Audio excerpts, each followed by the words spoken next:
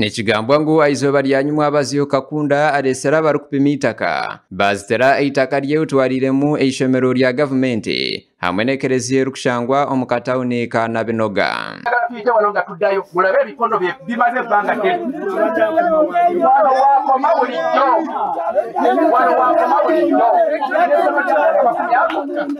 Twashera omwanya ogu twashanga abaturage nibatera engoma n'enzamba hamwe n'okugambira hamizindaro ya mukarakasa barukweta abandi bantu okubegeitaho banyuma basimba emiti yo mu rugudo batarukwikirizibwa omuntu wena kurabaho.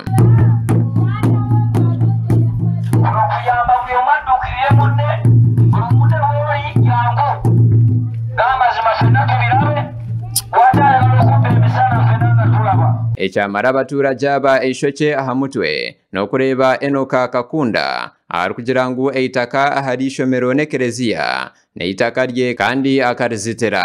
Balaga nti essomero liri waabwe nenga tubadde tukolera ku project zonna tuzimba kyakiryo tuli mu kugizimba mpya ekizimbe twakakimala ekipya bulijjo teboogera kati bazze nti ekyapa ekyabwe kya 85 kiraga nti ekyaffe ekipya tusalimbira ku ttaka lyabwe.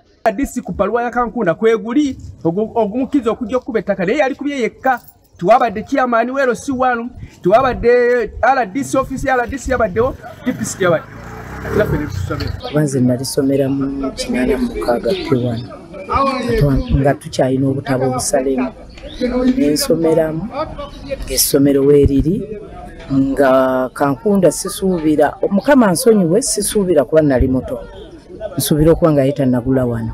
Mukuru w'ekyalo eki Nabinoga Benoni Bazara yagira ngu akafuna okwetombeita okuruga omu baturage abatungire obuteyikirizana aha bw'eitaka eri kandi ngu abeire naarabyamu amaisho abakuru b'eishomero eri ateine wayebuurizeho.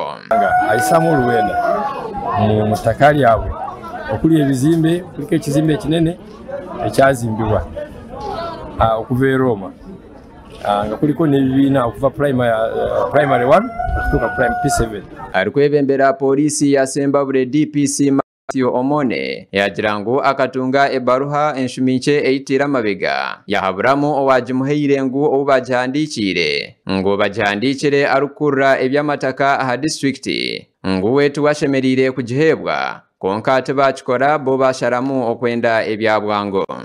This letter I received, I think, 1 or 2 weeks ago. I guided the person who brought this letter that this letter is addressed to CAO, Chief Administrative Officer, Sembabule. We have the land officers here who can also do the same. But since it is written from Masaka, it is okay.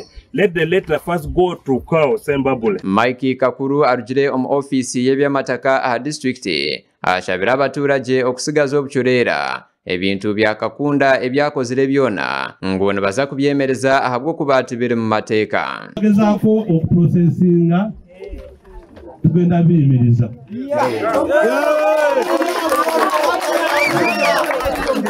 Era tewali kigenda kutambula nga Saveno gye yakoze ng'ekyalinga bweri. Obu barikuomesereza okwenda kunyaga eitaka eri Enoka Kakunda yagira nguwe taine buzibu bwona n'abantu babutosha nguwe abeire napima. Baba neiba bange sibe wakana nabo tebanewakana kyetwagala ebyapa bye bayina bitawana wa kyetwali twagala kyokka sikutwala takali nanga nyesomero naye tubadde twagala tugolule empenda. Gasha kwa Juliet Namale ahabwa Tayari West.